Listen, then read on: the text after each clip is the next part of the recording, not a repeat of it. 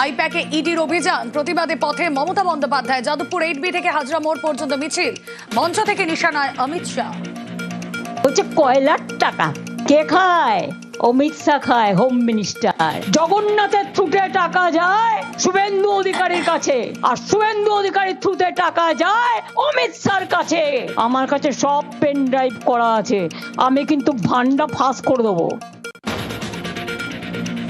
গতকাল নথি চুরির অভিযোগে দাবাং, আজ এজেন্সির তৎপরতার অভিযোগে পথে। ইডির বিরুদ্ধে দলের ভোট কৌশল চুরি বলে নিশানা, হুঙ্কার তৃণমূল নেত্রী।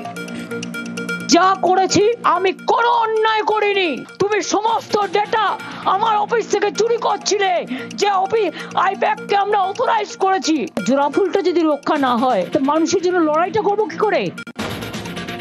হাইকোর্টে ধাক্কা ইডি অভিযানে রাজ্য পুলিশের অতি সক্রিয়তা মামলার অভিযোগ। আজই শুনানি চেয়ে আবেদন, জরুরি শুনানির আর্জি মানলেন না প্রধান বিচারপতি। রাজ্য পুলিশের কাজে আপাতত হস্তক্ষেপ নয় আদালতে। আইপ্যাকে ইডির তল্লাশি, জোড়া এফআইআর মমতার। অজ্ঞাত পরিচয় ইডি সিআরপিএফ অফিসারদের বিরুদ্ধে এফআইআর। নথি চুরি, ইলেকট্রনিক ডিভাইস চুরির অভিযোগ, অনুমতি না নিয়ে প্রবেশের অভিযোগেও মামলা। শেক্সপিয়ার সরণি থানায় স্বতঃপ্রণোদিত এফআইআর পুলিশের। আইপ্যাকে ইডির হানা, চড়া সুর অভিষেক বন্দ্যোপাধ্যায়। তৃণমূলের হয়ে কাজ করা এজেন্সির অপব্যবহারের অভিযোগ, বিজেপিকে চ্যালেঞ্জ।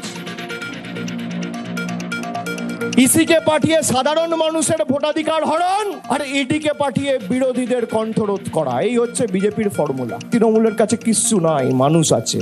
তখন খেলা হবে 10-0 গোলে কাট্টা করবে। ইডির আইপ্যাক অভিযানে হুলস্থুল দিল্লিতে। স্বরাষ্ট্রমন্ত্রীর দপ্তরের বাইরে ধর্ণা 8 তৃণমূল সাংসদের। ডেরেক মহুয়াদের হিঁচড়ে তোলা হয় প্রিজন ভ্যানে। তুমুল ধস্তাধস্তি শতাব্দী প্রতিমাদের সঙ্গে। ছাড়া পেয়ে ফের পার্লামেন্ট স্ট্রিট, থানার বাইরে স্লোগান, ফের আটক, পরে ছাড়ে পুলিশ।